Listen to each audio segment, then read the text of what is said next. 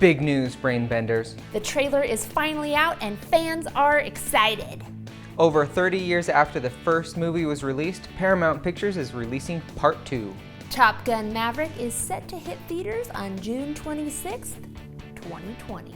Top Gun captured the eye of the world in 1986, the height of the Cold War, NASA's heyday, and a worldwide fascination with aerodynamics. For die-hard fans, that fascination hasn't worn off. There's the fast planes, The motorcycle rides, the call signs, the camaraderie, the tragedy, and the victory. Today we want to share a few fun facts about the movie and about the real program that inspired the movie. The film was inspired by an article published about the U.S. Navy's Top Gun School that appeared in California Magazine in May 1983. During the Vietnam War, the kill-to-casualty ratio changed dramatically for the United States, and a change in strategy was called for. The U.S. Air Force leaned toward focusing on the technology of the airplanes and their weapons. But the Navy also saw a need to develop a program specifically for their tactical side, or basically to improve their skill in aerial dogfighting. That was the beginning of the U.S. Navy Fighter Weapons School, or Top Gun. Although it was focused on tactical maneuvers, it also used the latest jet fighters best suited to combat the most advanced enemy fighters, the Soviet MiG-28. At the time the movie was filmed, the most advanced fighter jet used by the U.S. Navy was the F-14 Tomcat, or was it the Tom Cruise cat? The F-14 was fast, maneuverable, and had extremely advanced weapons and radar tracking systems. With those sweet, articulated, sweeping wings. The person who sat in the back seat was called the Radio Intercept Officer, or RIO. He could track as many as 24 enemy aircraft at a time from as far as 195 miles away. The motorcycle ridden by Tom Cruise in the movie is a Kawasaki Ninja 900, the fastest production motorcycle in the world at the time. The American film industry included on their list 100 Years, 100 Movie Quotes, the famous line between Tom Cruise's character Maverick and Anthony Edwards' character Goose. I feel the need for speed. Ow! But watch out, cadets. The real Top Gun school imposes a $5 fine to any staff member who quotes the movie. It seems like Tom Cruise really did have a need for speed. He learned to ride that super fast motorcycle just for this film. The filmmakers wanted Tom Cruise for the role of Maverick from the beginning, but like others, he kept turning the role down. Then Jerry Bruckheimer arranged for him to ride along with the Blue Angels. After that, Cruise was in love with the idea and threw himself into the film. All of the stunt flying done by Cruise's character Maverick was performed by Scott Altman, who later went on to become a NASA astronaut and shuttle commander. Since that time, Tom Cruise has become famous for insisting on doing all of his own stunts. You may have heard rumors of him doing all of the F-18 flying in the new movie.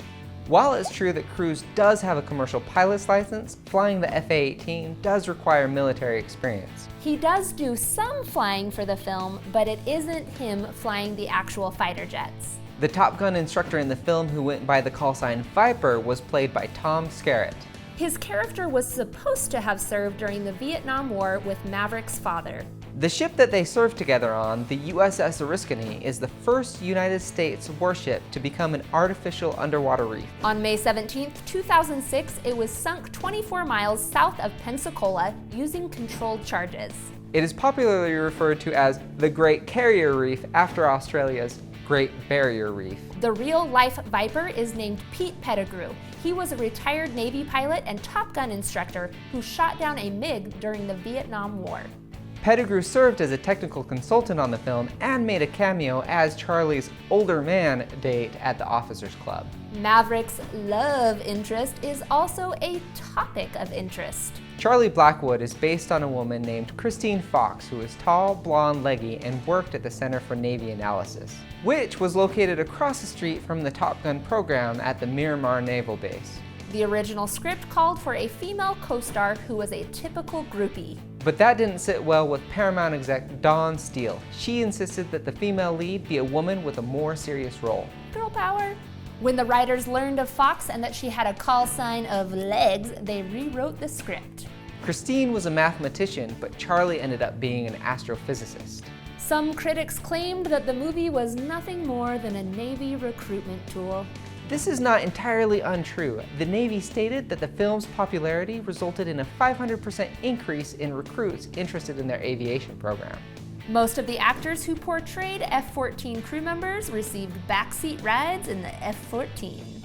Many of the actors depicted in these scenes were filmed in the air. In other words, that's actual footage. The only actor who didn't vomit when taken up in the F-14s was Anthony Edwards, who played Goose. The manufacturer of the F-14 was commissioned by Paramount Pictures to design and install camera mounts on the planes. This is how they were able to film the Tomcat point of view footage and aerial shots that made this movie so amazing. Sadly, during the filming of some of the aerial sequences from the civilian aircraft, longtime Hollywood stunt pilot Art Scholl was killed. The film is dedicated to his memory. Admiral Robert Willard was the lead flight choreographer for the film and also served as the MiG pilot who got flipped off by Maverick and Goose. In the movie, there is a trophy awarded to the best fighter crew.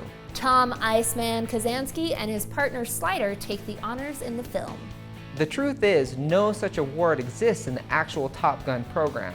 According to former U.S. Navy Commander Neil Waylon Jennings, getting a trophy was not a good thing. When he was in the program, a trophy was awarded for the worst performing aircrew. Well, Brainbenders, I hope you learned something new about one of the best aviator movies of all time. Mark your calendars for June 26th to see what Maverick does next. And be sure to like, comment, and share for more daily brain-bending content.